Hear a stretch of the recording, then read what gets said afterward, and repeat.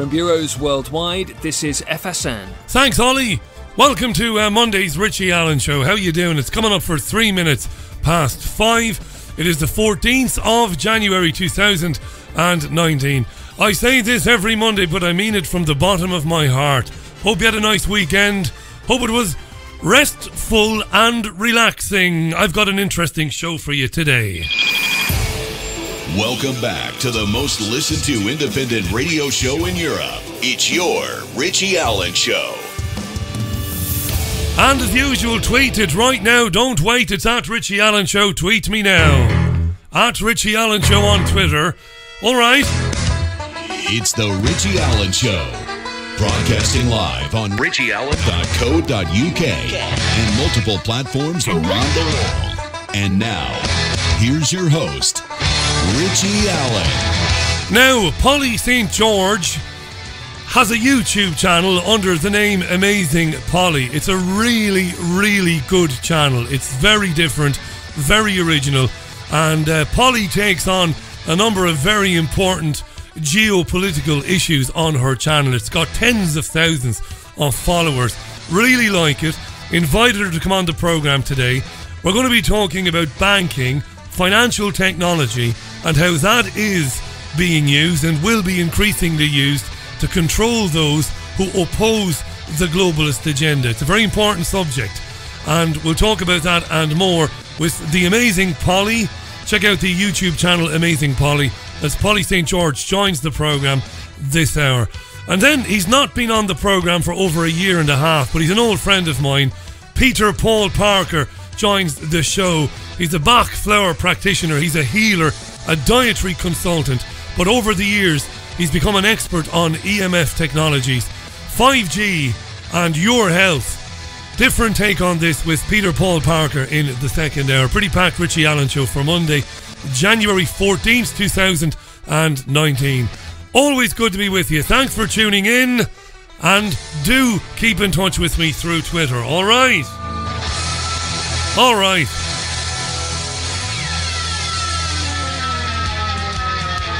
Yeah, I wonder is my great friend Jean Ann listening. I was supposed to ring her this morning at 9 o'clock, but I got up later than usual. Had a very rare thing today. I had a lie-in. Everything went an hour, was pushed forward by an hour or two. Should have dropped her an email. My pal, she might be listening. I'll be in touch in the morning if she's around. Not the best in the world, me, to be... I should make lists. Lists are a good thing. Make lists. But anyway, yeah. I did have a lie-in this morning, and I enjoyed it. But enough of lying in even. Enough of staying in bed.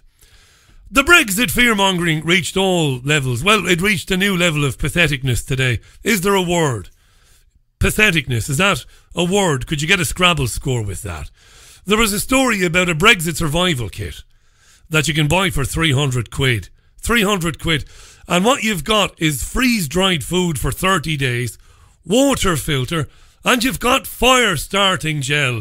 Because we're so useless now in the noughties, in the 2010s, that we can no longer start a fire for ourselves.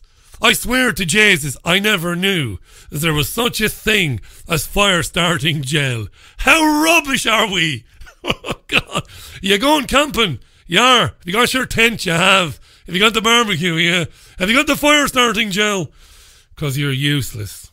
Anyway, Theresa May has urged MPs, you probably heard Ollie Barrett, to back her Brexit deal for the country's sake as tomorrow's vote looms ever closer. She warned of paralysis in Parliament and honouring the deal and all of that. Do you want to hear a bit of Theresa? I've just loaded it up. Do you know what's been happening to me lately? I've been getting to deadline literally on the news. I'm normally prepared 20-25 minutes beforehand. I'm now doing stuff while the news is on. Here's Theresa May in Stoke this morning. In Stoke! As we've seen over the last few weeks, there are some in Westminster who would wish to delay or even stop Brexit and who will use every device available to them to do so. I asked them to consider the consequences of their actions on the faith of the British people in our democracy. The House of Commons did not say to the people of Scotland or Wales, that despite voting in favour of the devolved legislature, Parliament knew better and would overrule them, or else force them to vote again? What if we found ourselves in a situation where Parliament tried to take the UK out of the EU in opposition to a Remain vote? People's faith in the democratic process and their politicians would suffer catastrophic harm. We all have a duty to implement the result of the referendum. But while no deal remains a serious risk, having observed events at Westminster over the last 7 days, it's now my judgment that the more likely outcome is a paralysis in Parliament that risks there being no Brexit. That makes it even more important that MPs consider very carefully how they will vote tomorrow night. Right, now apparently she's not got a snowball's chance in hell of succeeding tomorrow. That was a smidgen of what she had to say today in Stoke. Now she's been speaking since then because she addressed Parliament a very short time ago, which is why I was editing till 5 o'clock there. She addressed Parliament, did Theresa May, and she spoke of letters exchanged between her, Donald Tusk and Jean-Claude Juncker of the European Council and the European Commission. And in those letters, the European Union said that it didn't want to use the backstop, but if it did use the backstop, it would be for the shortest possible period. And the European Union also said that these assurances did have legal value. Now that's complete nonsense, right? The only thing that is legal value, and I know you're going to laugh at me for saying this, for being naive, is a contract, some sort of hard contract written and notarized. But the EU are saying, oh, don't worry about it, we don't want to use the backstop and we'll do all we can not to use the backstop. So those were the letters. So Theresa May took this to Parliament and she told Parliament and her opposite number, Jeremy Corbyn, as you will hear now, that there's no other way the European Union wouldn't go any further than that. Here's May a short time ago. Mr. Speaker, I know that some members would ideally like a unilateral exit mechanism or a hard time limit to the backstop. I've explained this to the EU and tested these points in negotiations. But the EU would not agree to this because they fear that such a provision could allow the UK to leave the backstop at any time without any other arrangements in place and require a hard border to be erected between Northern Ireland and Ireland. Which is just stuff and nonsense, is all it is. The European Union said commitments to look at alternatives to the customs arrangement and to fast-track talks on future relations had legal value and would be treated in the most solemn manner. May said we should take their word for it. Nobody wants this backstop. Jeremy Corbyn, the leader of the Labour Party, not impressed with the assurances given by May. On receiving this letter today, the Prime Minister from the President of the EU Commission and the Council, it must now be clear to all members across this House, yet again, the Prime Minister has completely and utterly failed to do that. Today's letter is nothing more than a repetition of exactly the same position that was pulled more than 1 month ago. It categorically does not give the legal assurances this House was promised and contains nothing but warm words and aspirations. Yes, and I agree with the leader of the opposition, and I don't like any of these characters. He's right, it's all a play. The backstop is a nonsense, the backstop, isn't it? Talked about this for a long time, and I think because the media is so mendacious in how it reports on this stuff, and it deliberately muddles people, muddles their minds, clouds their minds. People don't understand it. What's the backstop? What's the backstop? The backstop was an idea introduced to the whole Brexit withdrawal process by the European Union. The European Union said, we've had peace on the island of Ireland for so long now, we can't jeopardise that. And if we fail to agree a trade deal after the UK leaves, well, we can't have the we can't have a border on the island of Ireland. If we don't have a deal, we can't have a hard border, because it'll regress to the bad old days, which is complete nonsense. So the backstop idea is that if there is no trade deal and the UK just crashes out with no trade agreement whatsoever, Northern Ireland would stay in the customs union to prevent a hard border. Unionists pissed off by that, understandably. Brexiteers pissed off by that, understandably. And that's where you are. It is a nonsense, this whole thing.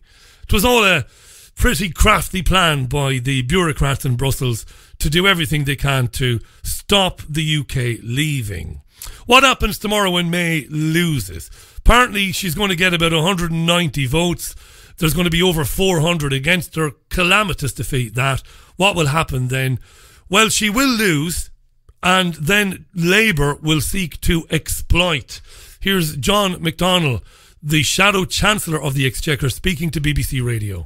All the information so far is that Theresa May's deal will go down, and you know, it would have gone down a month ago. She's delayed it to try and pick up more support. That doesn't seem to have worked. She's delayed it to get more assurances. That doesn't seem to have worked. So let's just get on, vote this thing down, and then we'll consider our position with regard to the no confidence motion. Yeah. We'll consider our position with regards to the no confidence motion. They're not likely to win a no confidence motion, Labour. It just gets messier and messier. It's chaos. It is the climate of chaos. Wonderful, isn't it? Chaos, manufactured chaos. And to the average man and woman on the street, it doesn't feel manufactured, it feels very real. The uncertainty, the nervousness, all manufactured, not just here, but stateside as well and everywhere else around the world. Here's a bit of madness. The former chief of UK immigration enforcement, a man called David Wood, suggested over the weekend that abuse of the asylum system is rife and that it is being used by economic migrants. He's probably right. In fact, I'm pretty sure he is right. Wood suggested in a new report published at the weekend that people seeking asylum in the UK should take a lie detector test as part of their application. What kind of fuckery is this? A lie detector test as part of their application.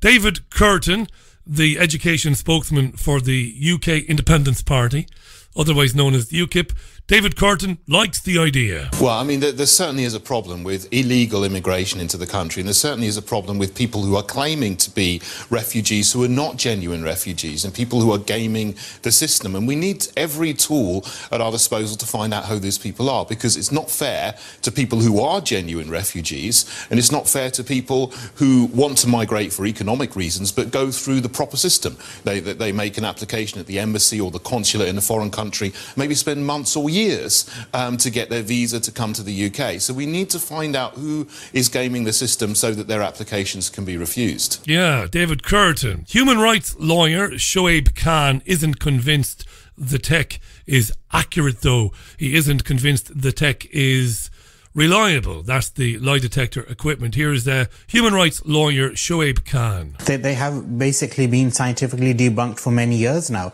and that's the main reason they're not used in the criminal justice system, in any legal system. They're not admissible in court. That's the reason, because they're just inherently unreliable. We don't know how reliable they are, whether they're trustworthy. Also, another reason, obviously, just looking at the science behind it, obviously they're not, they're called lie detectors, but what they basically do is judge any changes in nervous system, any changes in facial expression, any changes in heartbeat, whether someone's sweating, that sort of thing. Yes, thanks to RT there. Good stuff on RT about that proposal from the former head of the... What was he the head of again? This guy David Wood, the former head of UK immigration enforcement, is that we give lie detector tests to people who are coming into the country claiming asylum. Not economic migrants, but people saying that I have to be here because if I return to my country of origin, I will be in a bad state. Take them up to the highest buildings in London, hold them upside down by their ankles over the ledges of these buildings and shout at them, and then you'll find out who's telling the truth. Were you tortured? Were you? Were you? Were you jailed? Were you starved? And shake them, and that's how you'll find it. It's just, it's so ridiculous, the idea of giving people lie detector tests. Surely a better way of determining whether somebody is genuinely fleeing oppression or not. Surely it's easier to do than giving people lie detector tests. Here's a thought, though. Just a thought. How about we stop giving billions of pounds worth of arms to countries like Saudi Arabia to murder people in Yemen? How about that? How about we stop inventing organisations like Al-Qaeda and ISIS and getting them to lay waste to countries in the Middle East? And maybe you wouldn't have so many asylum seeker applicants to process. I should say applications to process. Maybe, just maybe. It's just a thought. The US President Donald Trump was offended today. He was asked by reporters as he was jumping on a helicopter, did you ever work for Russia? Or are you working for Russia now? On Saturday, he was on Fox News and he was asked the same question. I want to move on to another subject. New York Times reported that the FBI opened a counterintelligence investigation the day after you fired James Comey in May of 17. And the investigation was whether you were actively working for Russia or unwittingly. So I'm going to ask you, are you now or have you ever worked for Russia, Mr. President? I think it's the most insulting thing I've ever been asked. I think it's the most insulting article I've ever had written. And if you read the article, you'd see that they found absolutely nothing. But the headline of that article, it's called The Failing New York Times for a reason. They've gotten me wrong for 3 years. They've actually gotten me wrong for many years before that. But you look at what's going on. You know, I fired James Comey. I call him Lion James Comey because he was a terrible liar, and he did a terrible job as the FBI director. Look at what happened with Hillary Clinton and the emails and the Hillary Clinton investigation, one of the biggest screw-ups that anybody's ever seen as an investigation. And what happened after I fired him, Andrew McCabe, Peter Strzok, his lover, Lisa Page, they did it. And, you know, they're all gone. Most of those people, many, many people from the top ranks of the FBI, they've all been fired or they had to leave. Yeah, Donald Trump. And, you know, in that interview, Trump got into Hillary Clinton and the emails. Now, Hillary is Satan in flat shoes, right? No doubt about it. And the email scandal. Because of the stuff that Hillary Clinton is into, stuff that would make Genghis Khan blush. Okay, I'm not going to get into it now because I don't have time to get into it. She was using a private email server and not the government allocated email server. Hillary Clinton is as crooked as a 7-bob note, one of the most bent politicians in human history, and that is the least of her crimes. But what happened to prosecuting her, Donald? Why did you say after you were elected that you didn't want to hurt Hillary or Bill because they're good people? Why didn't you go after them like you promised those who voted for you? And I'll tell you why. Because Donald might be bad, but the Clintons are the devil, right? And they're far further up the food chain than the hairpiece himself. So don't be bitching about Hillary's emails. That's the least of her crimes, by the way. Are you well, by the way? This is the Richie Allen Show for Monday, January 14th, 2019. Welcome to it. Good to be with you. Got a top show this week. Garrod O'Colmon is back with me. Jim Fetzer is on. Gerald Salente as well. Lots going on the Richie Allen Show. Coming up next, it's Polly St. George after this from AC/DC. 23 minutes past the hour, AC/DC, You Shook Me, all night long on the Richie Allen Show. Well, I'm really glad that I found my first guest. She's a terrific broadcaster. I think she's absolutely terrific. And I came across her YouTube channel. It was initially through a friend of mine, Gemma O'Doherty, a brilliant Irish journalist, who said to me, you've got to check out this lady on YouTube. So I checked her out. She's on YouTube. Her channel is Amazing Polly. There's only one. So if you go to youtube.com, it's Amazing Polly. And you can follow her on Twitter. Her Twitter handle is @99freemind, @99freemind. free mind. A really, really well. She's been around. She's been doing it for about 3 years, and she's amassed tens of thousands of followers on YouTube and on Twitter. And she tackles subjects, of course, that are not being talked about on commercial or national media. Really interesting subjects. We'll get into one or two of those today. She's in Ontario in Canada. Let's welcome to the programme Polly St. George. Tell you what, Polly, I'm really glad you're on. How are you? I'm great. It's really nice to speak with you. Well, thanks for coming on, because I'm not sure you've done too many of these before where you've been on programmes. So I'm really glad that you've come on. How did you get into it, Polly? It's first of all, congratulations on the YouTube channel and on the subject matters that you're tackling. I mean it. I'm not being sycophantic when I say I really love it. So congratulations on it. What sparked you off to get into it and to make the channel and do what it is you do?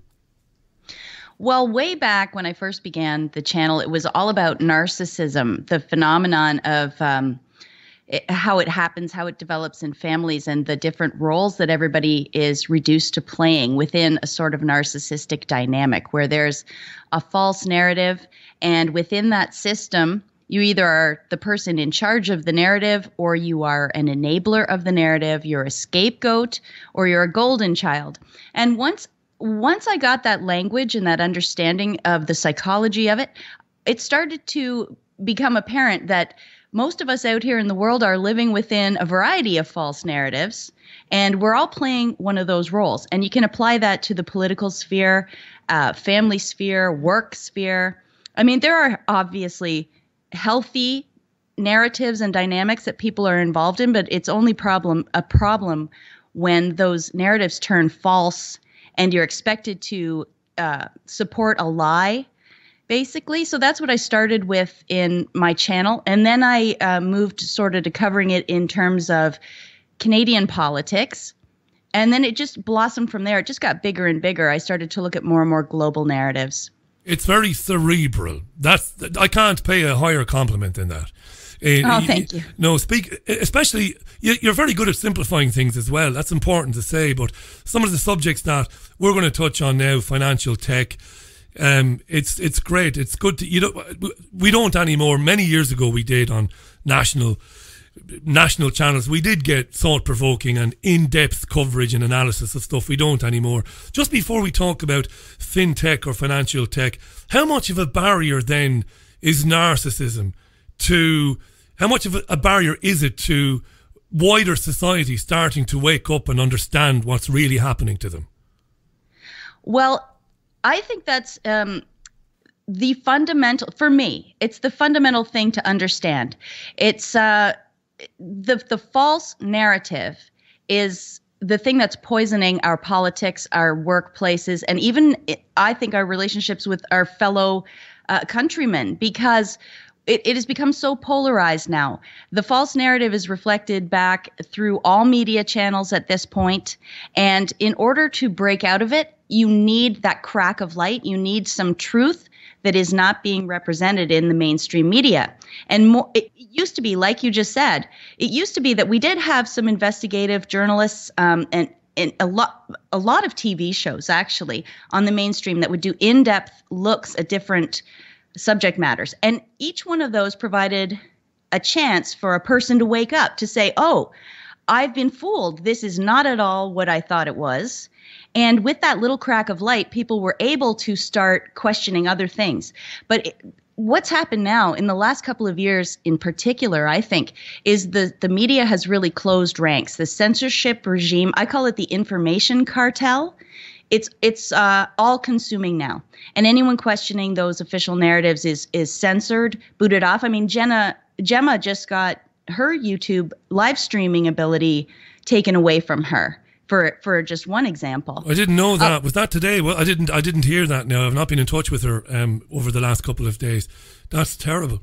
Yeah, we were supposed to do an interview on Saturday, and someone made a copyright claim against one of her videos, and it's bogus, really. But YouTube acted immediately, and they took her ability to do live streams down. So if you don't see videos from her, that's why. She hasn't gone away. She hasn't given up, but YouTube has censored her, basically. That's outrageous. Yeah, I go to ground over the weekend. I just bury my head in the sand. I don't blame you. Yeah, you have to get away from it. I'll drop her a note later on. Really, really good journalist. And it was Gemma weeks and weeks ago put me on to you, Polly. I started watching the videos and thought, this is terrific stuff. I want to be promoting this. Not that you need any help from me. You've got a huge channel. I owe her and you a debt of thanks. So thank you very much, guys. It's great to be able to connect. Now, you're fascinated by a lot of things, but at the moment, in recent uploads and recent streams, you've been talking about financial technology and the speed of it and how it is being or will be used in the future to control opponents of the, we'll call it the globalist agenda. We can give it very many different names. I think it's never been more important now to be talking about this. People need to understand this, need to hear it. They need to understand that their relationship with technology, but also with the financial, I don't want to say the financial elites, but the financial pillars of our society, their relationship with them or it is going to have to change in terms of going to understand it. How serious is this issue? The control of people through finance and through financial technology and our reliance on it. Well, it's huge. It's probably the fundamental control that they have. I mean, money is it's our key to survival in the modern world, obviously.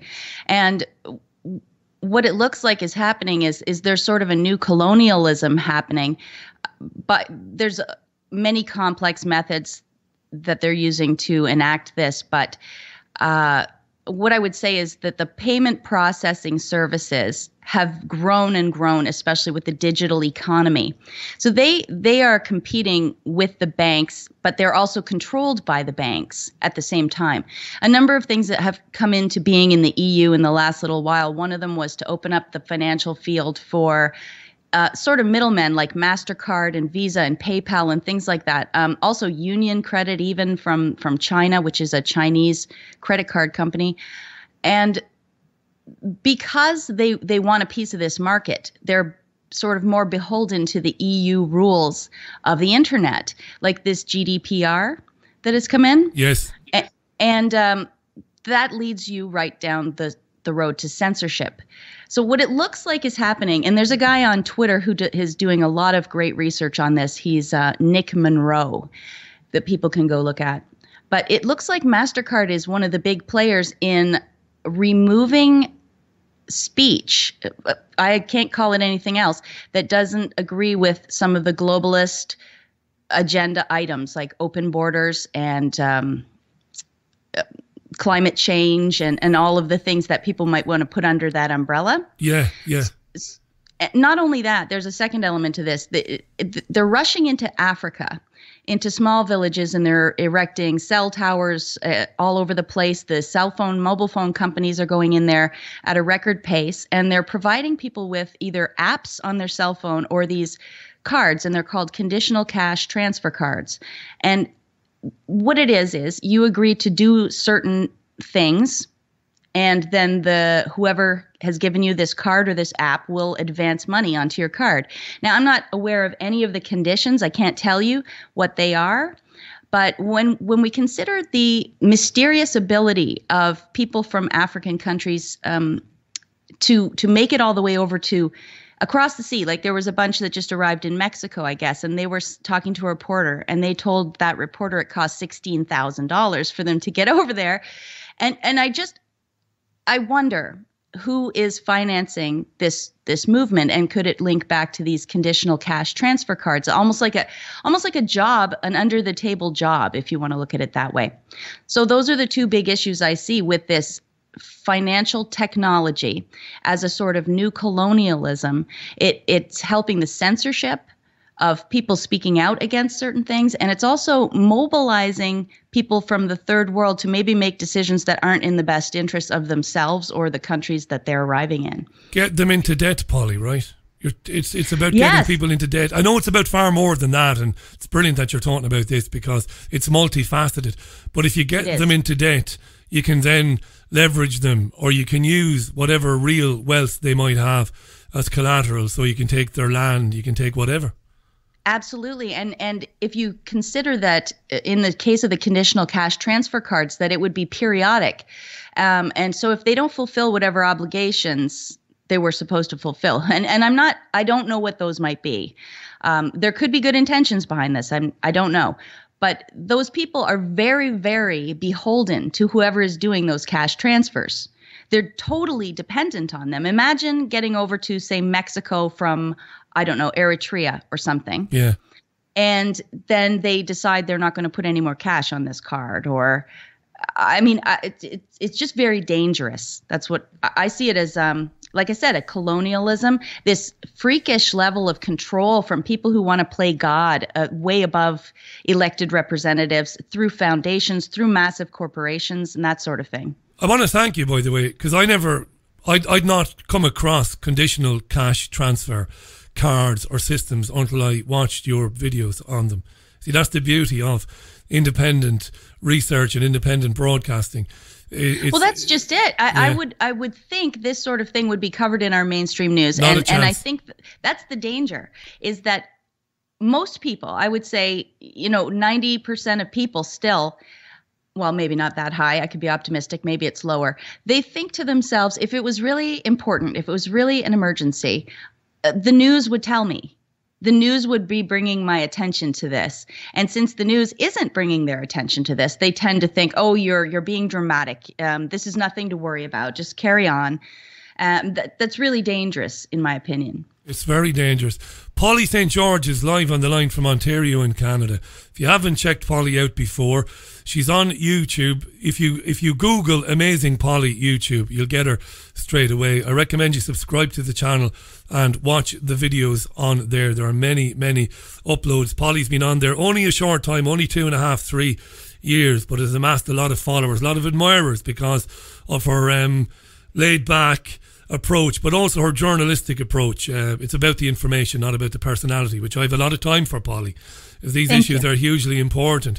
You talked a bit about China, social credit system in China, conditional cash transfer, say it for me again, Polly, it's conditional cash transfer cards. Transfer cards, right.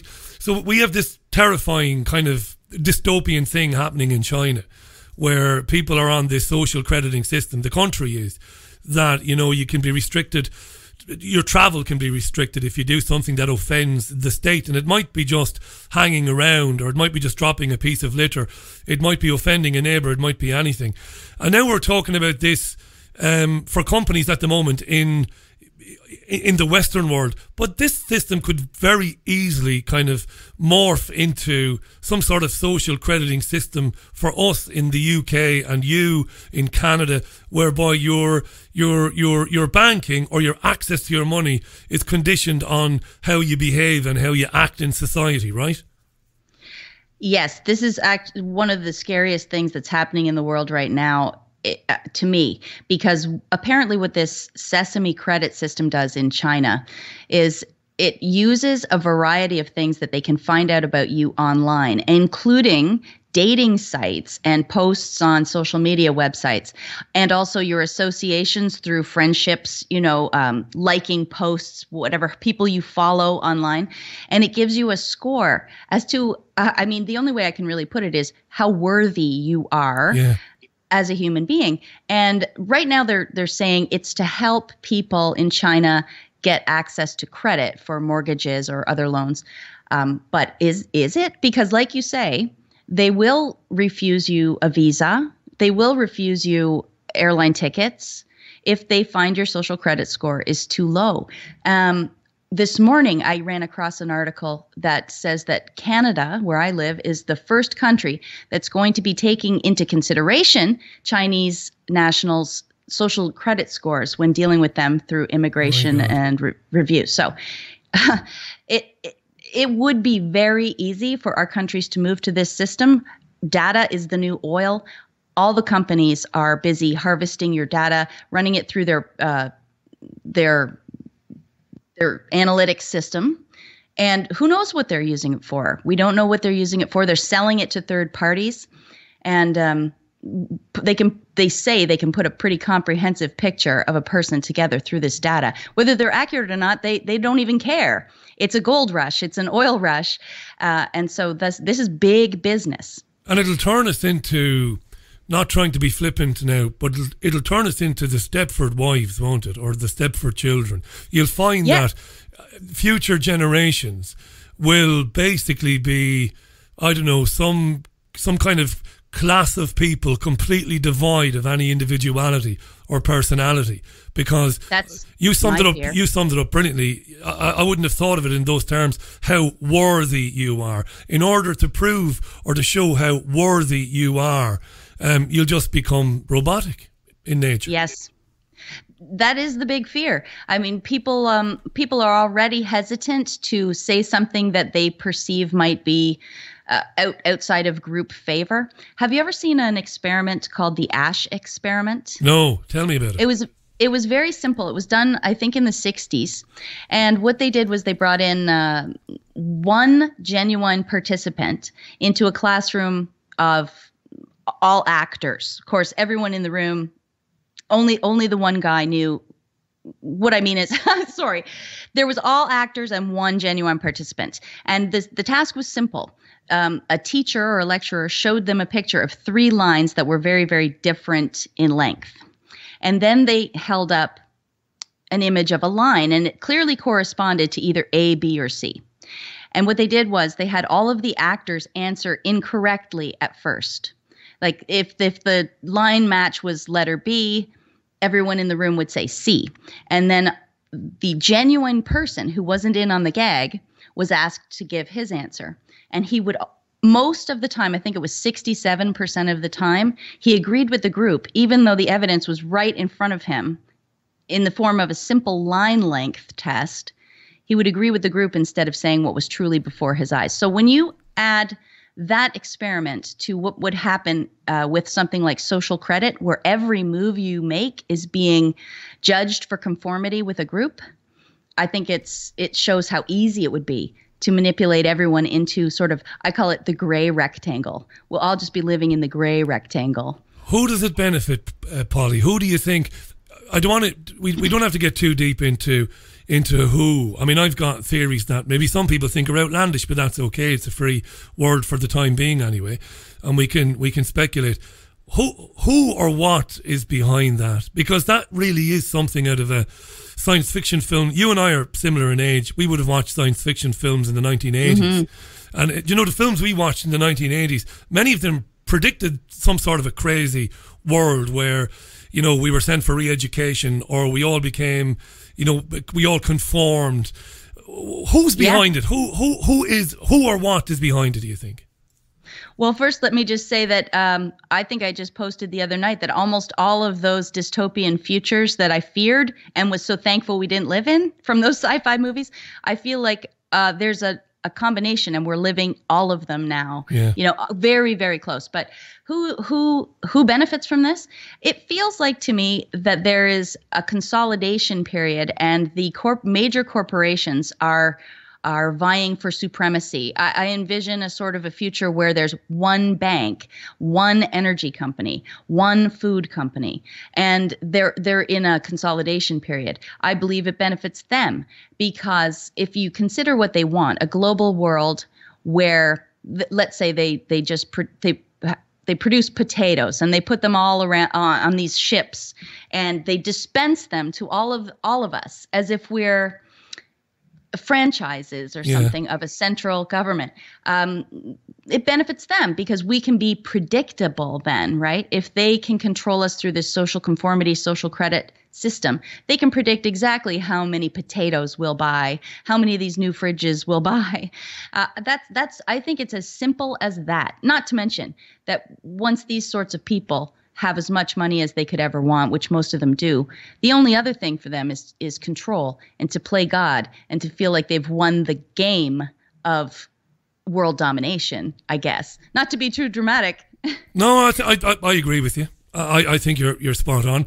Polly St. George is our guest this hour. We've got Polly till the top of the hour. We could or should have maybe arranged for a longer conversation, but maybe next time Polly comes on, you'll come back. Exactly, and we'll do a longer segment, but it's a lovely introduction.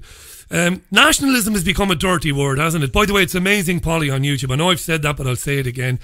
Nationalism is a dirty word, and the same corporate elites are behind that agenda, because obviously it suits them. It's easier to control everybody if you're using single organisations. So you talked about one corporation, one bank. Ultimately, they would love to have a one world government. This is true. It's not a conspiracy theory, because it's easier to control the masses if there's only one governing entity. That's why I've always believed the European Union was not about peace in Europe post-World War II. It was about the corporations, the ones who supported the war in the first place, getting control, getting easier access to control. And they're making things like nationalism a dirty word. It's funny we're talking about the European Union just briefly.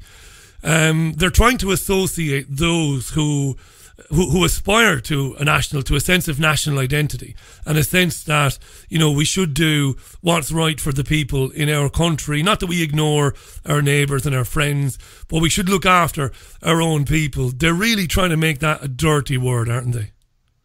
Absolutely. And it's such a shame, because I think what we all loved about travel, meeting new people, was the differences between us. That should be preserved. I mean, to me, any right-thinking person would agree that it's, even the progressives always say, we want to be accepted for who we are with all of our differences. But what they seem to miss is that they are trying to make us all the same. And I mean exactly the same, all the way down from the way we think to what our malls look like, what products are available in our stores, what laws we have, when we turn on our heat, when we turn on our air conditioning, everything. I cherish national identity because it's the spice of life. It's the spice of life. I love meeting people from all over the world. I love to see the different cultures when I travel. So the actual definition of nationalism is nothing to fear, but through their Mockingbird Media mouthpieces, they have conjured up, they've used their wizardry to associate that word with negative images. And I think it's as simple as that. It's a bit of a brainwashing technique, a thought reform technique. It's the same with the word populism. Populism scares who? It scares the elites, because if you look up the definition, the antonym of populism is elitism. Populism simply means concerns, support for the concerns of ordinary people. That is the actual definition of populism. And none of us regular people should be afraid of that. Absolutely not. Loads of tweets on this. If you haven't followed Polly on YouTube, do so. She's also on Twitter, by the way, and you can find her on Twitter. Polly, what's your Twitter handle again? I've got it here. It's not amazing, Polly. It's at 99 Free Mind. Yeah, 99, just an easy one to remember. At 99 Free Mind. Follow Polly there. Loads of tweets on this. To see what people are tweeting me, just go to twitter.com, Richie Allen Show, all one word. If you type it in, all one word, you'll see what people are tweeting to me, and a lot of interest in this today. A lot of our listeners, unsurprisingly, knew all about Paul. I'm the last person to know anything ordinarily, but that's the beauty of it. What about the difficulties with friends and family who don't want to engage remotely, read these issues?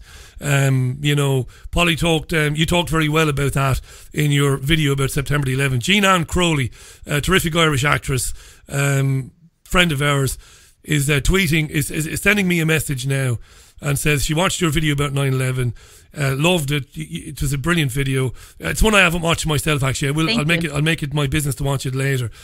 How do you deal with friends and family who don't want to engage remotely? They just don't want to go there. How do you deal with that, Polly?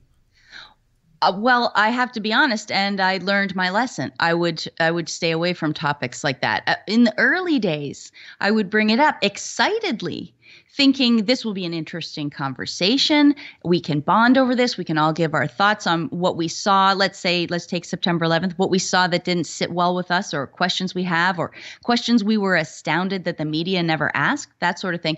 But people reacted very badly. I'm sure all your listeners understand what I'm saying. You could see the change in their facial expression, right? They didn't want to go there. And so I didn't bring it up very often to my friends and family. That being said, I still brought it up enough, or other things up enough, that I currently don't have a relationship with my family. And I've lost most of my friends over the years. I mean, it's been a long time now since that happened, so I'm over it. But what I want to say, this is positive to me. This is a long process. I've been involved in this a long time. And the last 2 years has seen more people willing to engage with these types of topics than ever. I had resigned myself kind of to figuring I was just going to have to live sort of a double life, keep all of my real feelings to myself until I died. I really thought that's how it was going to be. And I would play the game. I would go out there and talk about shopping and nail polish and whatever else at family dinners for the rest of my life. But then I don't know if it was Trump getting elected. Polly's just dropped out there momentarily. We'll see, can we get her back? The internet connection is... Oh, sorry, Polly, we just lost you momentarily, but you're back. You were just mentioning, you said, I don't know if it was Trump getting elected, you said. That phrase, F-A-K-E news. Anyway, I see an awakening happening. So I think things are getting better, even though they feel like they're getting worse. I'm with you. Sorry, we lost you momentarily. We lost about 15, 20 seconds there. My apologies. You just dropped out. Probably not your fault. It's probably the connection at our end, so don't worry about that. I can hear you. Okay, can you hear me okay now? Loud and clear. And I think you were just talking about Trump talking about fake news, and that was obviously it was obviously an important time for you. Well, I don't know if it was that or if it was just coincidental timing of things coming to a head in various countries around the world and Trump got elected sort of right at that point or whatever. But in the last couple of years, I feel more positive than I have felt. Now, that's only on the level of people being willing to engage some of these subjects. I mean, we can feel the craziness and the crisis points getting closer. I don't know if it's real or what, but I mean, you look at what's happening in France, obviously, is a huge thing. And there's yellow vests in Canada as well. Belgium, of course, got their prime minister or president. I think, did he step down? The Belgian prime minister. Yeah. The Belgian prime minister, no, or at least I don't think so. I'll be embarrassed now if he did, but he might have done. Can I ask you about these protests? One of the things that concerns me, I think these protests, like the Yellow Vest protests, are genuine protests. I worry, though, that the people, while the rising up and demanding change is genuine, are often directed towards Trojan horses. Does that worry you? Yes, absolutely. But it's sort of a catch-22 because the people need to be able to express themselves, and they've taken away our ability to do it through the normal means, which is usually using our words, being involved in debates, writing editorials to the paper, appearing on television shows, even our YouTube channels and blogs and that. They're censoring it all. And the frustration level, without our politicians basically laugh at our concerns. They don't care what we want, what we say. They just think they know better and they go ahead. So people have to be able to get their concerns across. And so, like you say, I think the movement is genuine. Anytime you get a motivated group of people, you're going to have agents provocateurs and infiltrators, and they're going to try to steer the movement one way or the other. I mean, look what happened in the Ukraine. It was awful what happened there. And will we ever know the truth, really? I don't know. What else? By the way, I'm a complete and utter donkey. Of course, the Belgian Prime Minister stepped down back in December. This is I had a brain freeze. Of course, Charles Michel, there was a no confidence motion issued in him and he stepped down. I wasn't sure. Yeah, my apologies. Of course, yeah. It's for somebody of my experience to tell you no, it did. Of course, it happened. Yeah, no. There's so much to think about. Gosh, I didn't know what happened. You caught me on the hop there, which is no bad thing. But you're absolutely right. He did. He absolutely did. And of course, well, the Ukraine, the coup in Ukraine, of course, was enacted by the former Eurasian Secretary of State, Victoria Nuland, right? The wife of Bob Kagan, the neocon. I mean, that was a complete coup there. Yes. And I think people are seeing it. I think they are waking up to it, and they are moving. I just worry that the establishment sees that and presents them with figures to follow and kind of throw in behind. I don't want to kind of labour that point, but I know I just have. But that's what concerns me. It's not that I want people to just do nothing, you know, and say, oh, well, we can't do anything because we can't trust him or we can't trust her. But I gave up on politics a long time ago, Polly, a long time ago. Having been a mainstream... It is a farce right now. It's a farce, isn't it? I mean, I look at Trump and I think, and I've been very critical of him. I've been a lot more critical of his opponents, believe you me. But I think I've been a little bit wrong on Trump in terms of, I think Trump as a character is genuine. I think when Trump says the things that he said about pulling out of countries and not intervening in the affairs of others and, you know, protecting jobs at home and all that, I think the guy means the stuff when he says it. But I think within the system that he's in, there's nothing he can ever do to change things. But that's just my opinion. I don't ram, you know, that down people's throats. What do you think on that point? You've more sympathy with him, I think, than I have. I see your point. Sometimes I kind of go back and forth because I want to be hopeful. I am naturally drawn to like this last shred of hope sort of thing. I wonder if it is too difficult a battle. I think he does want to make many changes, but you can see different points if you look closely where he has not done what I personally would consider is the right thing. Just little things like the 5G and the satellites they're launching, and some appointments he's made that are concerning. But he's so much better than what we would have had for the alternative. And I'll give you this, Polly. Sorry to interrupt you. I'm going to give you this. I don't have to give you anything, but in the discussion, I'm going to concede this.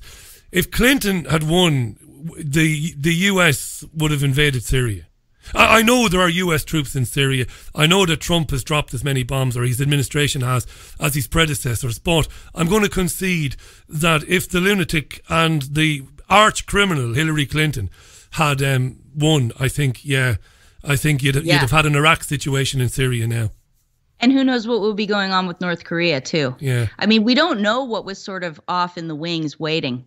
But your point is really good. He is surrounded by many, many, many of the same people. I mean, not the ones that he could choose, but the ones that were left over, as she would have had too in her administration. And they were all kind of, I don't know about all, but a lot of them were on board with this plan that seemed to be taking the U.S. down the tubes really fast. So he has a major uphill battle. Can he do it, even if he is sincere? Well, I pray that he can, but we'll see, I guess. There's loads of things that I'd like to talk to you about in the future. You know, traditional values. You've done some brilliant work, Polly. It's really thought-provoking stuff on traditional values and the family and religion. I'm kind of religious, or I used to say I'm an atheist, but you know, the older I get and the more I listen to others who have a different point of view to me, and the more tolerant I am in listening to other people, I've moved from kind of atheism to agnosticism, if I can say that. So that's nice. That's good. Moved a little bit, you know, I mean, I was brought up in Catholic Ireland. Give me a break, Polly. I was bound to run away from it. You know what I mean? Yes, I had this period of time when I did too. And you know what? A lot of Catholics say the same thing, that they ran away. But it's sort of like a family where when you're a teenager, you run away, or you don't like anything your parents do, I guess, maybe, and you rebel, and then given time, you may come back. You may see the wisdom, you know, and that's, I like to leave it up to each individual to make those decisions, of course. Brilliant. What are your ambitions now for the channel? I mean, it's growing and growing and growing. It's kind of growing exponentially. And what I like about you is you're very transparent. And now I've been very hard on some independent content creators when they've behaved badly, in terms of when they've been sourcing money from people and they've been spending it on things. A couple of people come to mind, I won't mention them. What I love about you is you put out a quality broadcast. You ask for support for that, as you are well entitled to do. And you have used your funding to improve the quality of your output and to source equipment and all of that. I really admire that, Polly. So what's the thank you. Yeah, so what's the ambition for the Amazing Polly channel on YouTube? Where would you like to go with it? Well, I want to be able to do more in-depth research like I'm starting to do. Maybe learn to use some software. This is my big dread. I really dislike doing that. I like to be reading about history and learning about all the things that I talk about rather than learning how to use a piece of software. But I really have to do that so that I can bring better things to my channel. I would love to get over my hesitation to do interviews and live streams and things like that, because I think it could be really, really valuable to get a bunch of opinions on the channel. And I could just let other people talk, you know. But you're a natural conversationalist and you're somebody who is genuinely interested in what other people have to say. I don't know where there's any hesitation. I think it'd be a natural for it, to be honest. Oh, well, thanks for the vote of confidence. Yeah. I mean, it'll be a fantastic addition to what you're already doing, bringing some people on. And with your demeanour and your openness, you'll be able to get people on who maybe take a different point of view to you and have a good chat about it. And I would hope so. That is so vital. Yeah. That's what I was saying earlier, the polarization. We're not conversing with each other at all. And I really, really hope that somehow some of us can bridge those gaps. That would be great. No doubt about it. Polly is in Ontario. I've mentioned already the YouTube channel is Amazing Polly. If you haven't already, and I know many of you have been there already, but if this is the first you've heard of Polly, go there and follow her on Twitter as well. Her Twitter handle is @99freemind. That's @99freemind. Thanks for giving us your time, Polly. I've enjoyed having you on, and I've really, really enjoyed not only watching your YouTube videos, but I've gotten a lot from them. I've learned a lot from them. And thank you so much. I had a great time. I'm really glad you asked me to come on. I respect you so much, and it's been a pleasure. Thanks, Polly. We'll give a big shout to Gemma O'Doherty, who connected us. Gemma said to me, you've got to check out Polly. And I wasn't aware that YouTube had suspended her ability to live stream. That's not good. I'll give her a shout and ask her to come on the programme the next day or two. Polly, you're a star. Great. Thanks for coming on, and we'll do it again real soon with your permission. Thank you. I look forward to it. Thanks, Polly. Bye for now. That was Polly St. George. What a top lady. Amazing Polly on YouTube and @99freemind on Twitter. That's where you'll find her, @99freemind on Twitter. Polly St. George on The Richie Allen Show. Coming up for a minute and a half past 6 p.m. for January 14th, 2019. I am Richie Allen. Welcome to our show. Going to take a different direction shortly. I'm going to take a left turn or a right turn. Peter Paul Parker is going to be talking all things 5G. Don't miss him. Here's Stevie Wonder. Higher Ground from Stevie Wonder on The Richie Allen Show. About 5 years ago, and it might even be 5 years to the day. I don't know. But I was sitting in Moons. Now, it's not called Moons. It's called The Moon on the Water. I think it's The Moon on the Water anyway. It's a pub, a Weatherspoons pub in Wembley. And I was sitting in this pub with David Icke and Caroline, the future Mrs. Allen. And a chap came to our table because he recognised David Icke, but incredibly recognised them as a former professional football player. For our American friends, that'd be soccer. He had no idea that David Icke was into conspiracy research, or had written books, or travelled around the world, had done the Wogan Show. He hadn't a clue. Right? This is true. He recognised him as a former footballer. This guy must have been fairly blinkered now, in terms of, he was just a football fan. But anyway, he came over and they talked for a bit about football. And the inevitable question came. The chap said to David, what are you doing now? So he said, well, I'm here in London trying to get together, or trying to put on television programs for a new television channel. News and politics, but kind of alternative stuff. And the guy was like, he was interested. The guy was like, yeah, Really, what's that all about? And so he asked me to explain it to him. So I said to the guy, well, we're going to be inviting men and women on the programs that have a different perspective on the big news stories of the day. People who can challenge the versions that we get on the news, but legitimately and with evidence. Conspiracies and stuff like that. So the guy's ears pricked up, and he asked us to give an example of what we were talking about. So I asked him about September the 11th. And he said, what do you mean? And I said, what do you think about what happened on September the 11th? And the guy said, well, these Muslims, these terrorists, they crashed into these buildings and they killed all these people. And I said, well, you know, there are a lot of people, including a lot of intelligent people, not conspiracy theorists, but including a lot of establishment people, architects and engineers and structural engineers and seismologists and geologists. They think that it's a complete nonsense. And he was like, yeah. And David jumped in, and David said that, well, I would believe, said David, that the official story is not supported by any of the evidence. That the evidence supports that it happened, it was carried out by a third party as a false flag event in order to justify invading countries like Iraq and Afghanistan and all of that. And the guy, this is true now, and the reason I'm thinking of this is because of what Polly said, because of what my friend Jean Ann said.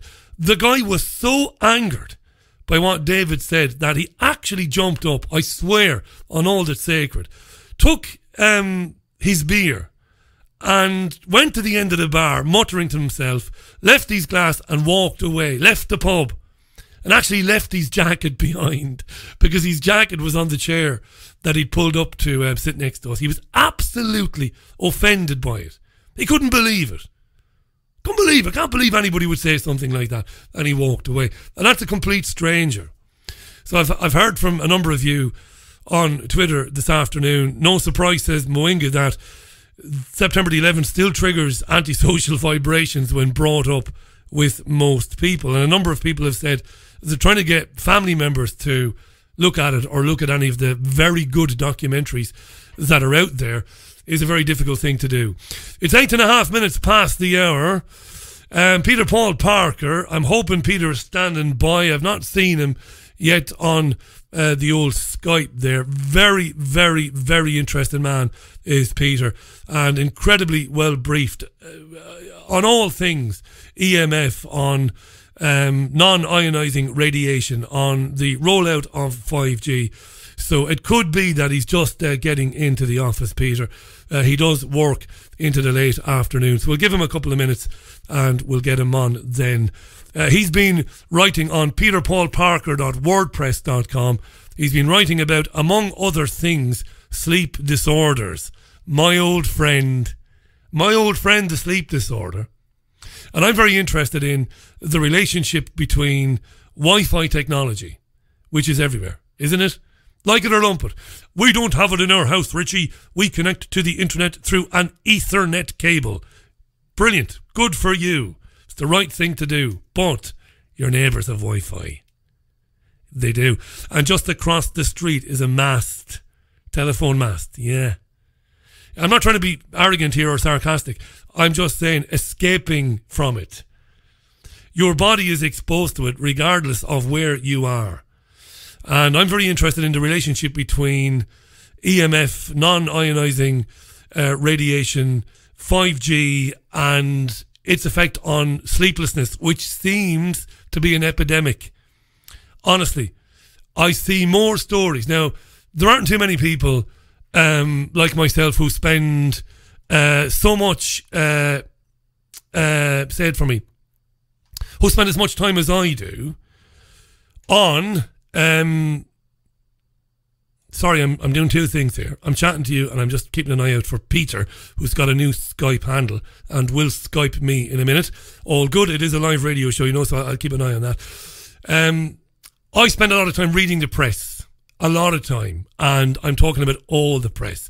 And in the last 6 months to 12 months, I've seen any number of stories about sleep disorders, about people struggling to sleep, about people not getting 8 hours sleep, about people getting a lot less than 8 hours sleep. I'm very interested in that. Right, I think I need to take a bit of a musical break there because Peter is struggling to connect with me. This is live radio. It happens. We'll get him on though. He's there, which is all good.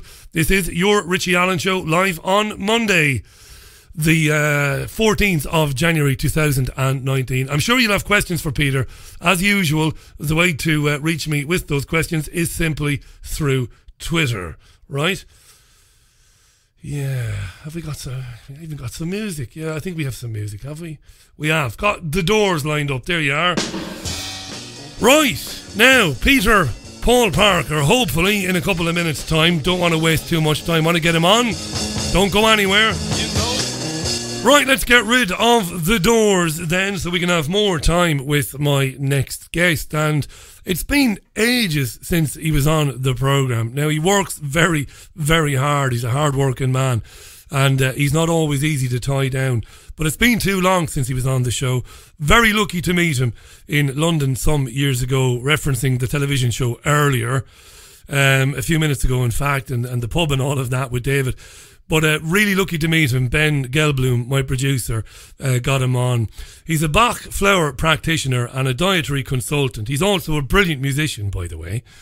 You can find him at peterpaulparker.wordpress.com. He's also at peterpaulparker.co.uk. He's very modest. So when I say that he's an expert on EMF technologies, on non-ionising radiation, he's very modest and says, well, I just look into it a lot, but he's very, very well briefed. So there's no better time, really, to speak to him than now. Peter Paul Parker. Peter, welcome back to the programme, mate. I know you're busy. Thanks for giving us your time. How are you? I'm very, very good. How are you? I'm thrilled, mate. It's been too long and time flies by. I think it was summer 2017, late summer 2017 last time you were on. No excuse for that.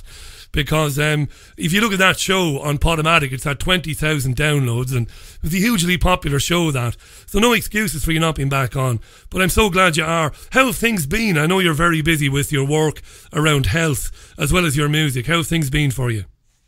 They've been really good. I've kind of gone on a new direction with health. I've really got into like deep breathing, Qigong, trying to get away from all this confusion that's been throwing into the world, all these things that are sent to confuse us. I just want to get away from them.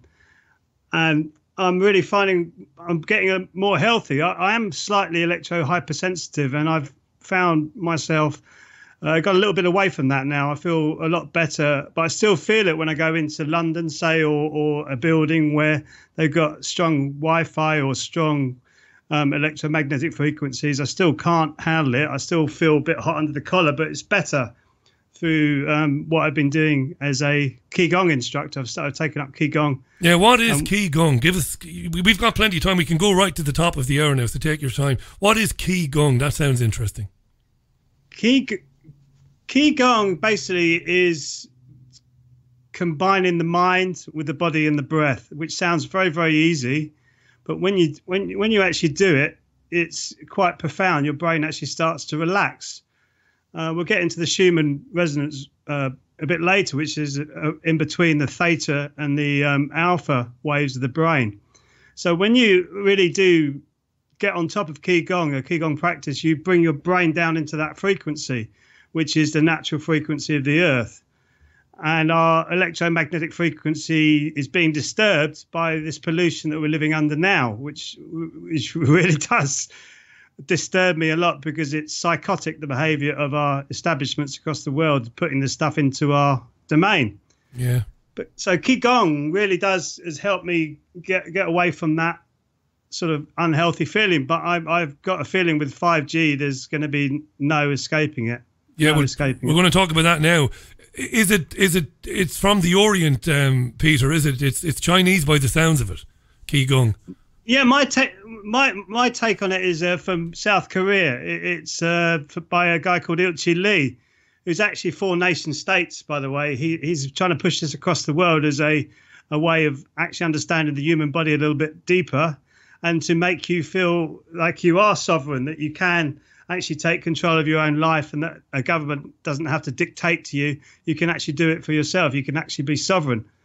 So that really does fit into what I feel like, which is I want to be a sovereign human being, and I don't want all this stuff coming from government telling you should be doing this, you should be doing that.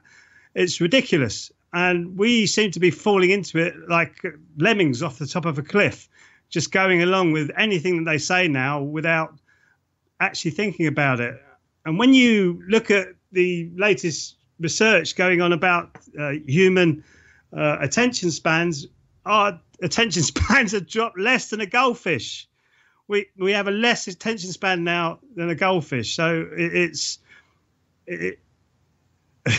incredible. It's crazy. I'm sitting here and I'm nodding along with you because I know people will laugh and say attention span of a goldfish. Peter is exaggerating there. You're not, Peter, because look, I see it.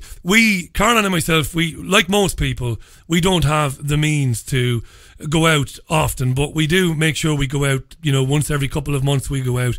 We go and see a concert, we go into the city, and people can't go 15, 20 seconds without picking up their phone or their tablet. It is horrifying to watch it, and it's not an exaggeration.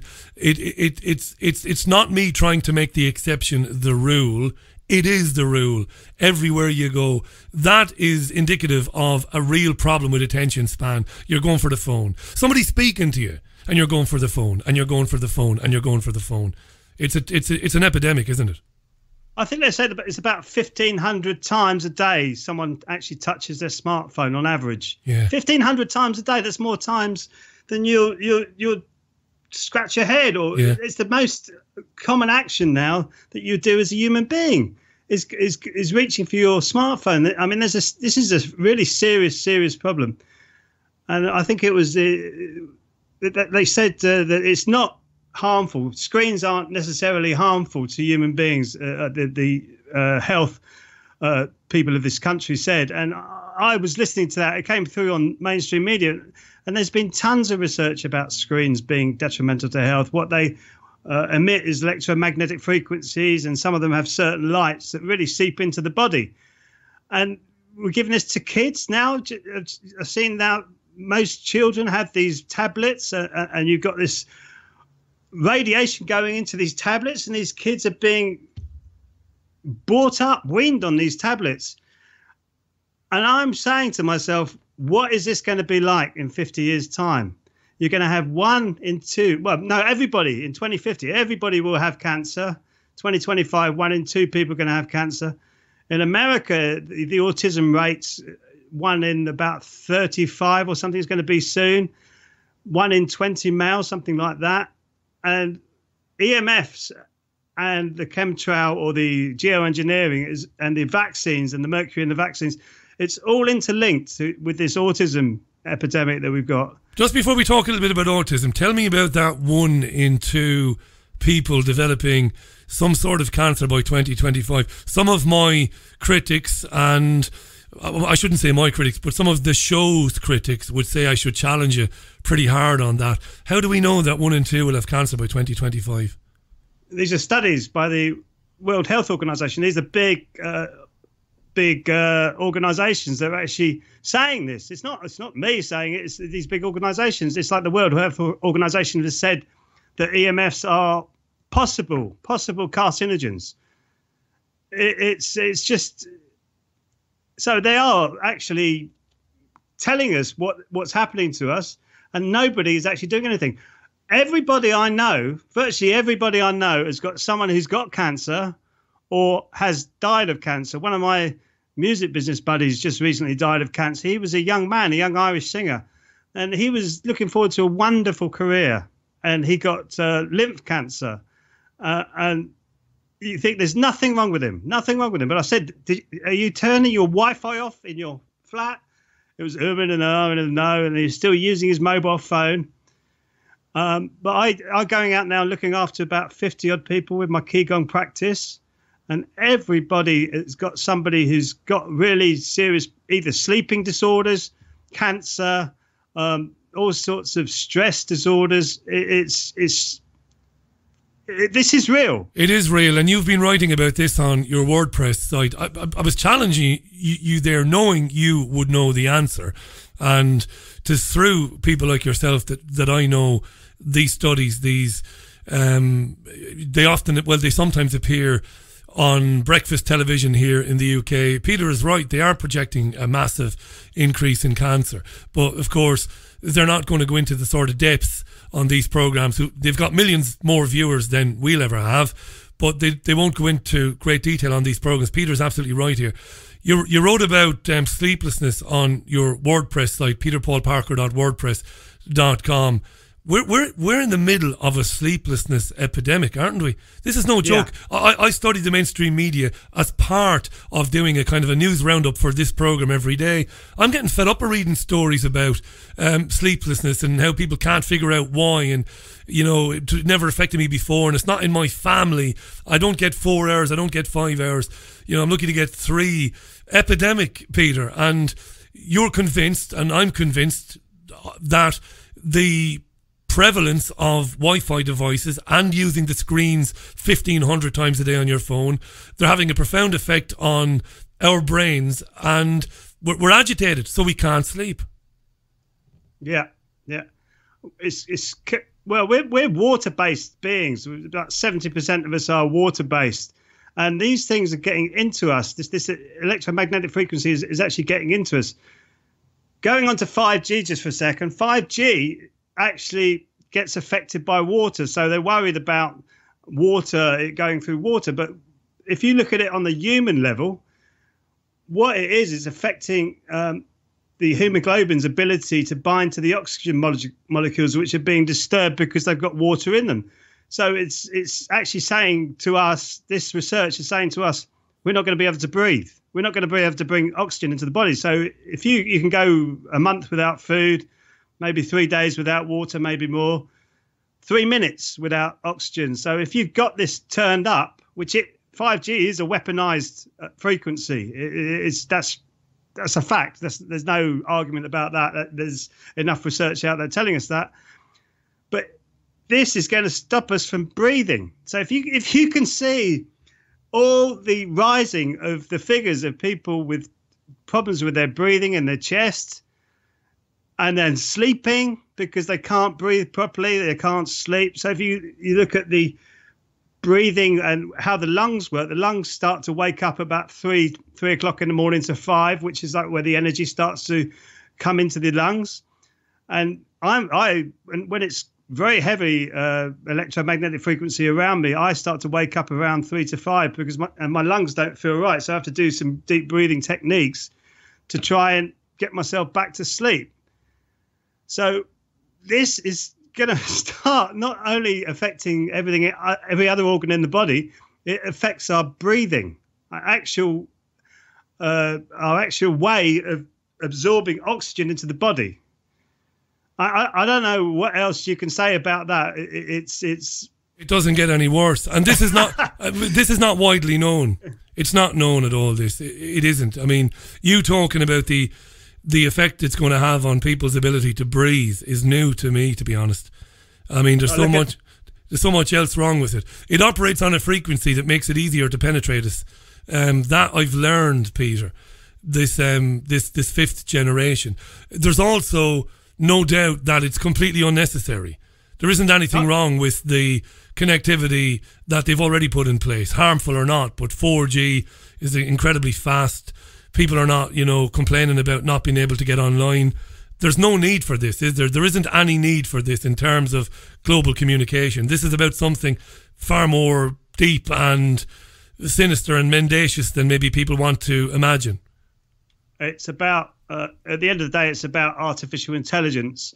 If you look at these lunatics like Ray Kurzweil, and they are very high up in our society, and what they write about and how they've actually got now nets that they can put into the brain, which connect wirelessly to your computer. So you can take in something, you inject or you take in a nanotechnology, and it will become a net in your brain, which covers your brain, and then you can actually go into a computer. What they want with the 5G and why they need it is so that they can have what they call a sentient world simulation, which is a project to continuously run and update what is happening in our world so they can predict and evaluate future events and courses of action, i.e. they want full spectrum dominance of the human being and how we are going to react in their world so that they can actually completely control us. You have to be a madman to come up with something like a neural net that is injected into the human brain. You know, and you have to laugh, don't you? Because if we don't laugh, we go insane. But you have to be absolutely crazy to think that it's necessary to put something on a person's brain that means that they can close their eyes and go online, or however the bloody hell it works. So people have to get through their heads. That's not about convenience for people. You see, this is what annoys me. People will say, this is amazing, it's progress, it's wonderful, look at this, aren't we, as human beings, aren't we, you know, entering new frontiers, this is amazing. No, it's not amazing. You can see your computer screen with your eyes. You don't need a neural net on your brain developed by Ray Kurzweil. Surely, Peter, they must begin to suspect sometime in the near future, people, that we're being co-opted. Our bodies are being co-opted into something that's completely different and dangerous. Something that's non-human. It's got to occur to them, right? Surely. Yeah. Well, to me, if you defining the word satanic, satanic means bringing you away from nature, bringing you away from what is natural to you and what is natural to your environment. So what we're doing is we're being pulled into a non-natural environment, which some would call satanic, some would call, I don't know, it could be linked to off-world technology. Who knows? Our technology is just suddenly skyward. If you look from the invention of the telephone to where we are now, it's incredible. So too quick. Yes. There is something really sinister behind it, because if you've got any human being who wants to be the center of your world and have full spectrum dominance over you, that is, to me, satanic, because it's not natural. We as human beings are actually group animals. When we get rid of all our preconceptions, all our thoughts and feelings that have been programmed into us, we actually come from a place called 0 point, which what Ilchi Lee talks about, where you take on information into your brain and you will see that as a natural human being. You'll see it as, when you say putting a neural net into someone's brain, you will laugh because it's so ridiculous, but it's truly happening. When you say that they're setting up a sentient world simulation, which if you just Google sentient world simulation, you'll see the project is really happening. If you look at there's another thing people should Google, which is architecture of radio. It's an app that you can put onto your phone, and it will show you the electromagnetic frequencies that are around in your house and around your environment. And you will see that you are bombarded with it already. So that's not good for you whatsoever. But when they bring it into this 5G, which is it's millimeter, it's a milliwave radiation, and it's one of the greatest ever disasters human beings could ever imagine. You know Barry Trower's Thalidomide in the Making, his paper. Yeah. I mean, this 5G makes that look like a walk in the park compared to what we're going to get when we get that, because we're going to have complete collapse of human beings, complete collapse. There'll be no birth. It's cumulative. It keeps coming on and on and on. So the more you get, the more you're immersed into this, the deeper the damage goes. And once you get electro-hypersensitive, it's very, very difficult to actually live anywhere near any of this technology. And I feel sorry for all the human beings who are really, really electro-hypersensitive, because they can't live in our world anymore. They can't live anywhere near us. And they have to go away and live in the country, come off grid, and those numbers are growing. There's more people I know who are just walking away from this craziness. I used to think they were crazy years ago. I think the first time, I think the first time we met, you probably suspected, despite my allegiances and friendships, you probably suspected that I was fairly skeptical. I was. There's nothing wrong with being skeptical. There's only something wrong with keeping your head in the sand when you're proved wrong. And I was proved wrong. I've heard from so many people all around the world suffer from hypoelectric sensitivity. I see what it does to them. You know, regular people, smart people, not paranoid in any way. It's absolutely real.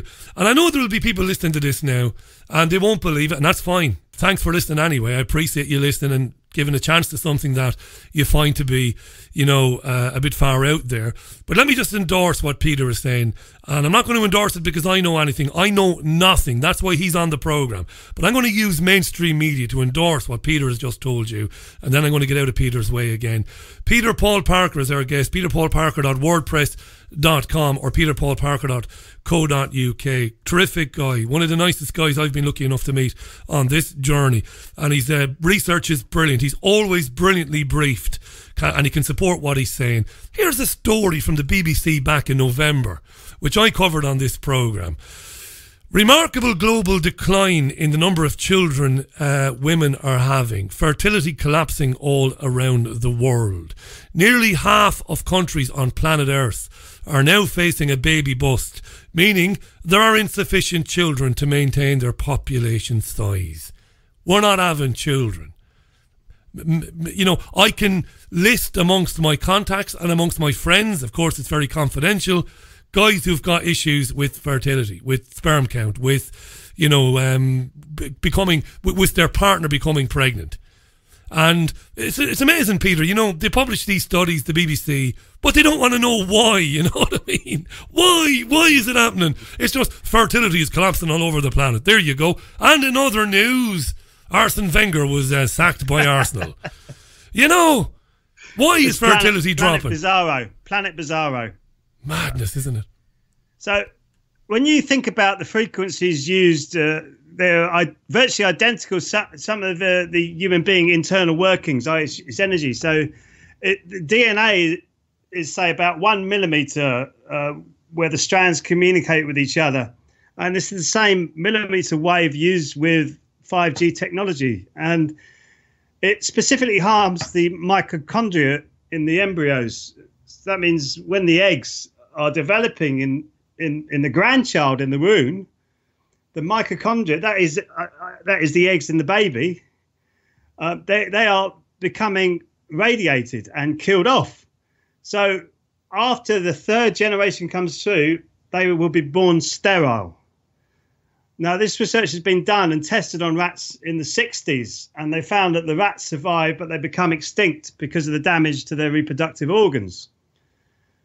Also, the radiation lowers testosterone and sperm counts, and it's also this technology is also linked with the mercury from vaccines like the thimerosal, and this radiation combined with the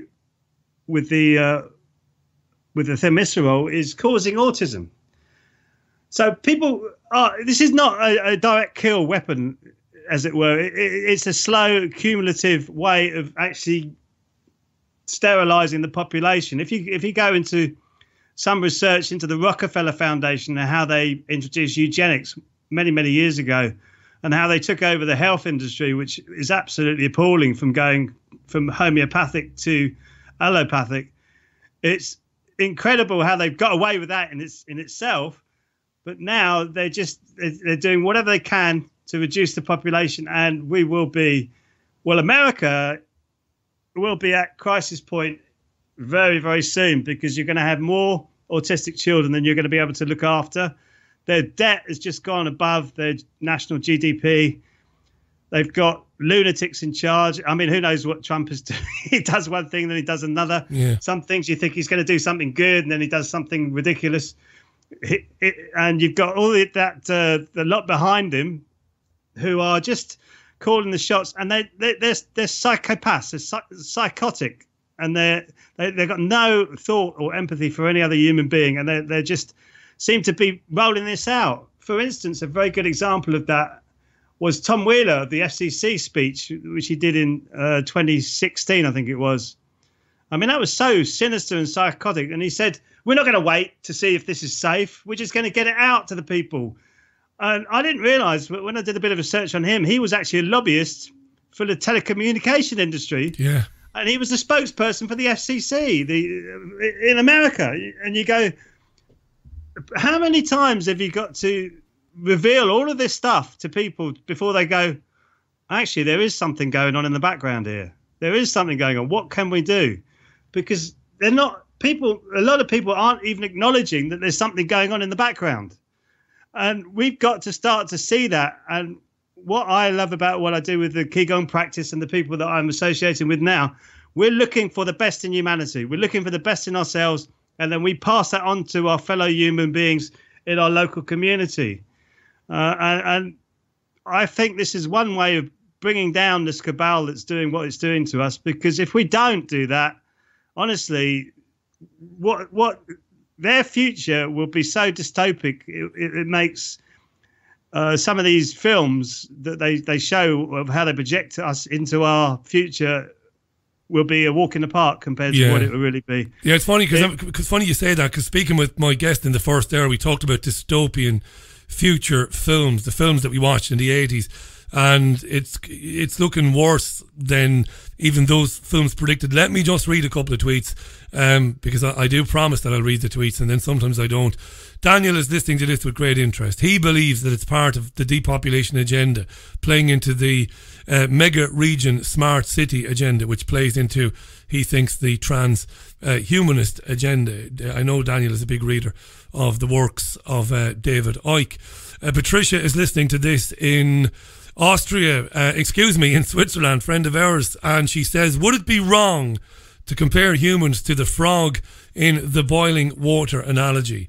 Start slowly, cell phones, smartphones, total internet control, and now 5G. The boiling point is here. Too late, or is there hope? Well, you're just talking about that.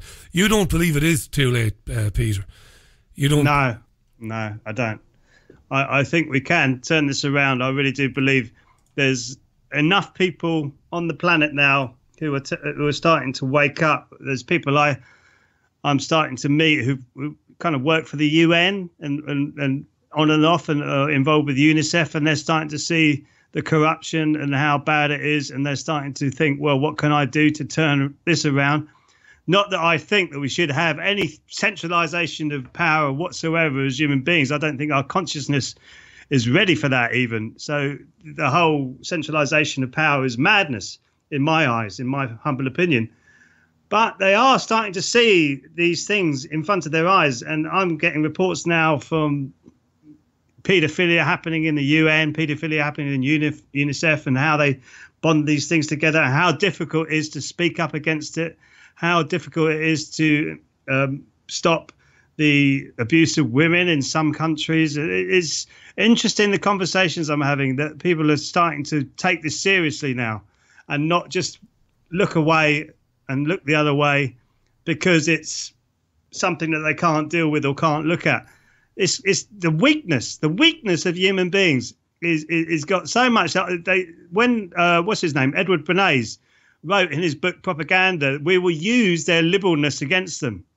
My goodness, have they done that? Everybody's so free and liberal and so happy now. They don't even have any empathy or compassion for their fellow human beings. They'll look at other people now on the street and just walk past them and go, whoa, they should do something more to help themselves.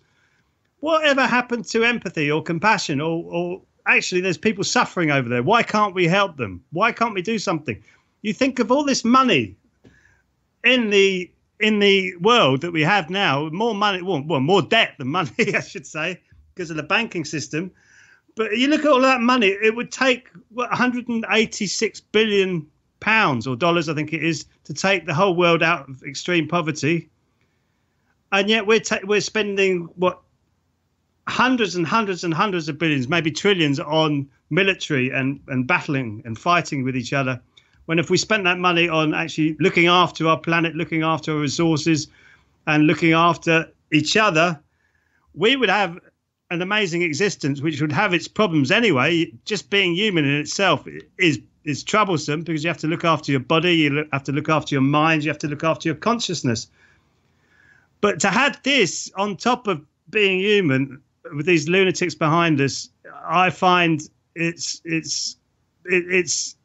almost laughable It's almost laughable that it's so ridiculous, our existence on Earth at the moment. But I will say, there are people who are standing up now, and I'm seeing more and more of it, and more people actually going into places like councils and even standing as politicians and saying, no, we're not having this anymore. And I'll give you an example of what I did. I won't actually mention the council, but I went into a council meeting about 3 or 4 months ago, and they were talking about the health projection for the areas that I live near. So I thought, oh, this will be interesting. It was all about Agenda 21, Agenda 30. It was all about how medical intervention will help people. And I put my hand up and asked the question, what about the chemical stresses that are happening, especially to the elderly? What about the chemical stresses? And it was like someone just chucked in a hand grenade, a pork pie to a synagogue or something like that. It was just like, oh my God, what is this guy saying? So they're saying, well, we'll look into it then. And then I said, what about the physical stresses we're having, like the Wi-Fi and that's actually physically stressing out the body. And there's research, 70% of the research says that this is detrimental to human health. And again, they say, well, we'll look into it, sort of thing. And then the next meeting I went to, I was completely stonewalled. I was like pushed to the side, and no one really wanted to talk to me because I was asking the questions people didn't want to hear. Now, what we need is more people to actually get out there and just start questioning people, questioning authority, because we shouldn't have people who are authority over us. Where did that word come from in the first place? They're supposed to be our representatives, not our authority. Politicians have got no clue of what is going on in the world at the moment. That's the thing, isn't it? What's wrong with me? Compartmentalization, that's what it is. How many people, could you imagine? I say to people sometimes, sometimes I think people, they get it halfway, but they don't get it entirely. And they blame May, or they blame Corbyn, or they blame Trump. And I'm like, do you really think that these people are in effect running things? And how much do you think these people actually know? Because somebody might ask Peter Paul Parker, Peter, why will they roll out this technology that's going to devastate everyone when it's going to devastate them? And it's maybe because the people doing the rolling out of the stuff are not really aware of what it's going to do, but they're superiors. And if you go further up the chain, those people maybe will understand what it is. It's got to be compartmentalization, right? Plausible deniability. Definitely. You see it. Well, I don't know if you've been watching Mark Steele up in Gateshead with the council he's doing. He's just come out of court today, and they're saying there is something behind the councillors. The councillors have got no idea of this technology. There's one common purpose agent, I think, who's heading the whole lot of it, and she is exposing herself left, right and centre. I think she was sacked from her job in Liverpool, I think it was, for £300,000 payoff. Thank you very much.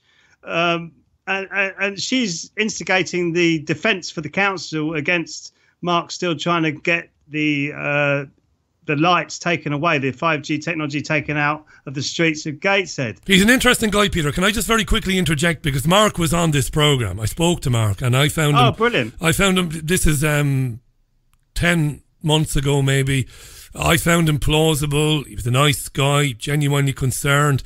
He has his background in tech, and he came on.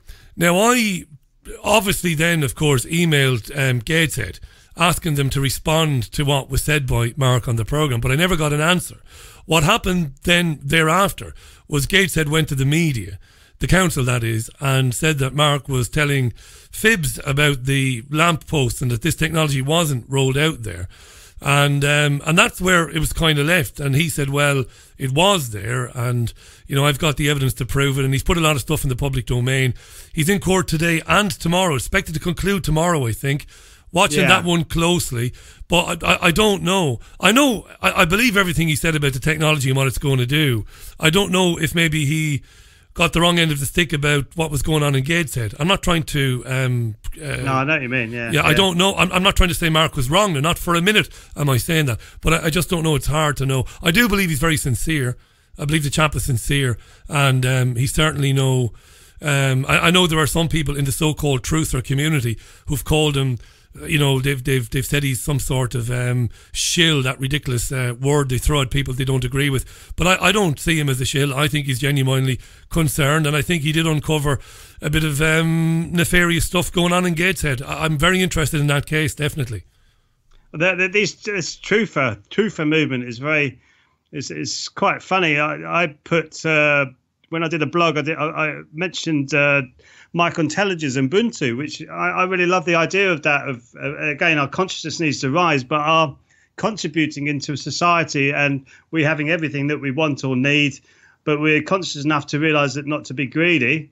And when I mentioned that, someone commented on the end of my blog saying, "Well, he's definitely working for the UN and part of the world agenda." And I'm thinking, yeah, ridiculous. Just a musician, as a musician and a researcher and an activist living in Surrey. Yeah. Thinking I'm working for the UN. Yeah. Are you out of your mind? These people are deluded. You need to get out of your keyboard warrior desires and get out into the real world and start speaking with people. And you'll realise that actually there is a real agenda going on, but it's not as well sort of numbered as they seem to believe it is, that we're all sitting here. We all make mistakes, Richie. We all could stand and sit and talk because we talk about this stuff quite a lot. We all make mistakes, and you can always bring those mistakes and admit them. I said, okay, that was wrong. But I've never felt embarrassed about me speaking out about 9/11 to Ed Davey, the politician of Kingston Surbiton, or Kwasi Kwarteng. I actually saw Ed Davey the other day. I was playing some music on the stage, and I saw him, and he didn't want to come near me. He didn't want to come anywhere near me. You could see him actually sheeping away, and he's quite a big guy. Not that he's threatening at all, but you could see he was moving away. And this is what we should be doing with all our politicians, is actually firing them with questions, not nastily, but just firing them with questions to make them realise you don't know what you are talking about when you're talking about this issue, especially 9/11. And you can talk for hours and hours and hours on 9/11. And you've hit on something very important there, and it's more than important. You've hit on a very important, really, really serious theme. People who are becoming aware of what's happening, they need to lose the mindset that the MPs are all gatekeepers, that every one of them knows what's going on and they're all intimately involved. They're not. They're not at all. They haven't a clue. And yes, okay, they take money from special interest groups. Yes, MPs know that they're not serving the public. I will give you that. MPs know full well they're not serving the public. They know this. But that's all they know. They're motivated by self-interest, by money, by advancement. Peter has hit on something hugely important. When you go and speak to these people, Peter is brilliant because he does it politely and he says, consider this. But he knows that Ed Davey doesn't have the force. He's a former Lib Dem MP. He's in the House of Lords now. He's the Knight of the Realm these days. They don't have a clue about 9/11. End of story. A brilliant point, Peter. Brilliant, mate. People need to wake up to that. Kwasi Kwarteng, I must admit, did say he was going to look into it, but he never did. He never came back to me. And you just disbelief. I sit there in disbelief to believe that politics has got so bad. I studied it at A level when I was at school, and I remember looking at quangos. They came into quangos to say as if quangos were acceptable, and I said, so you've got organisations who are not governmental that are actually sort of putting in legislation or helping them to dictating policy and then, drafting legislation. That's right. Yeah. And now it's NGOs all over the world.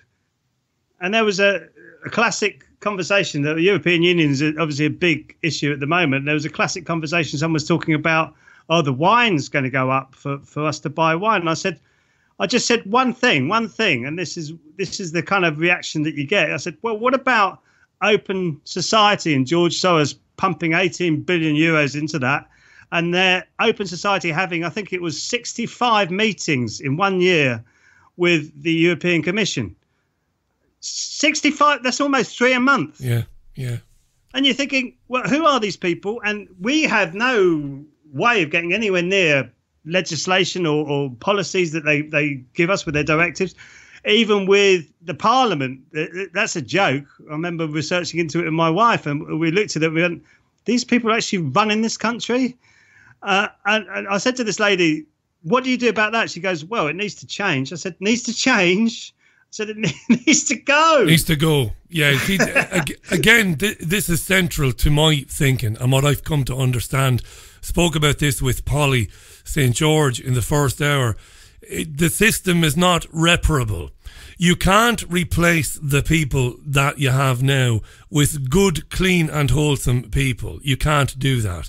The system itself is redundant and has to go. It's as simple as that. An example of what you were talking there about quangos. We saw extraordinary things last week where Nicky Morgan, the former Education Secretary, and Yvette Cooper, senior Labour MP, got together and managed to change hundreds of years of how the government, how Parliament operates and how Parliament does business. And in the same week, the former Attorney General Dominic Grieve was able to do the same thing and add an amendment onto this withdrawal bill that's going to be voted on tomorrow. Basically what Morgan and Cooper did and Grieve did was circumvent parliamentary procedure and make it all the more impossible for a no-deal Brexit or a proper Brexit. And what you've been talking about there, NGOs and quangos, you are 1,000,000% right. Nobody can tell me that Yvette Cooper and Nicky Morgan, daft fucking mayors is what they are, and Dominic Grieve, who has to take his penis out of his pocket to count to 11. Nobody can tell me that they came up with that idea by themselves. They didn't, Peter, did they? No. They were told to do it by people who exist in the shadows, whose names, as you quite rightly said, we'll never know. No. If you look at, you're talking about the system now, if you look at, this has been going on for hundreds and hundreds of years, ever since the Magna Carta came. When they released the Magna Carta, which is, I think was a wonderful document, even though a lot of it was still the king, then they all of a sudden, a year later, they had the Act of the Magna Carta. So therefore it becomes into their Mickey Mouse game of acts and statutes, which means exactly you've got that the whole straw man thing being created, you being not a human being, and then 1666 you're declared dead, I think it was, and it just keeps, it's just eroding and eroding and eroding and eroding. Everything that we possibly could do as a human, sentient human being is being eroded, so that at the end of the day they will come and knock on the doors and say, well, it's time for you to move to this area because this is a human development zone. Yeah. No longer can you live here. And this universal wage is part of that, because once you start to become dependent on the government, then they can come and knock on the door and say whatever they want to you. And that's what they're planning. That's what all these AI people are talking about. I think that idiot from Facebook's talking about it as well. Having a universal wage that you don't have to do anything for your money, and of course you're going to have just such a liberal, sloppy, lazy population that they'll be so docile, they'll be so easy to control that they won't say anything to anybody. No. A bit like it is now. We're right up on time, obviously, Peter. Listen, do me a favour, make a promise to me. In a couple of months' time, when you can make a bit of time, come back on and we'll go a bit longer, because there's a lot more I'd like to get into today. I'd like to hear more about Qigong, sincerely. A lot of our listeners would, and talk about that in a positive way, and some of the other very positive things that you're into. It's important to talk about the symptoms and to explain what's happening. It's very important, but there are solutions. Maybe we could have spent a bit more time on solutions today, but that's my fault for not doing that. So do me a favour, come back. It's peterpaulparker.wordpress.com. Peter's on Twitter as well. I'll give you the last word, mate. We've got about 30 seconds. And thanks, Peter. I really love having you on, mate. It's been too long. Last word to you. Focus on you. Focus on yourself. Get into your body. Breathe deeply. Look into sounds that make you feel good and wholesome. Get into love. Live out of the heart. Don't take what these people are giving to you. Just take what you need from your world, because they will destroy you. They'll get inside of you and they'll make you fight and hate and really destroy everything around you, which is what they nearly did to me. And then you realize I'd get into sound. Sound healing is amazing. Get into Qigong breathing, getting into the mind, the body and the breath, and really think about yourself and what this is. And you said you're agnostic. I'm actually agnostic. I feeling I'm starting to know what I am and where I've kind of come from, which is like a universal energy thing. And this body is just a vehicle for as an experience. And you deep down inside of you start to realize that once you start to study going on the inside, which is one of the reasons they've got all these little trinkets and arguments and things to make you go outside. So you think your mind is often in the future, often in the past, very rarely in the present. And that's where the true essence of mindfulness is, not what they teach now as in companies and schools. It's the real deal. It's how human beings have been living for thousands of years. And we'll get through this, even if it's a tiny population, as a real human beings looking after each other. Will you just hold on to that thought. Will you talk about that more next time you come back, Peter? Because I'm all ears. That's my favourite subject. Well, thanks for coming on today. Godspeed to you and yours. And I'm sure you'll have a fantastic 2019. Come back real soon, Peter. And thanks for your time again today. I really mean that. My pleasure, Richie. Always a pleasure to talk to you. And love to all your listeners as well. Cheers, Peter. Keep spreading the love. Thanks, mate. That's the terrific Peter Paul Parker live on the Richie Allen Show. Amazing guy. Check out peterpaulparker.wordpress.com. Be great to get him back on again real soon. I'll arrange that with an email to Peter a bit later on. That's it for the programme. Thanks to Polly St. George and Peter as well. It's Amazing Polly on YouTube. Amazing Polly. And peterpaulparker.wordpress.com. That was the Richie Allen Show for Monday. Until tomorrow at 5. Bye now.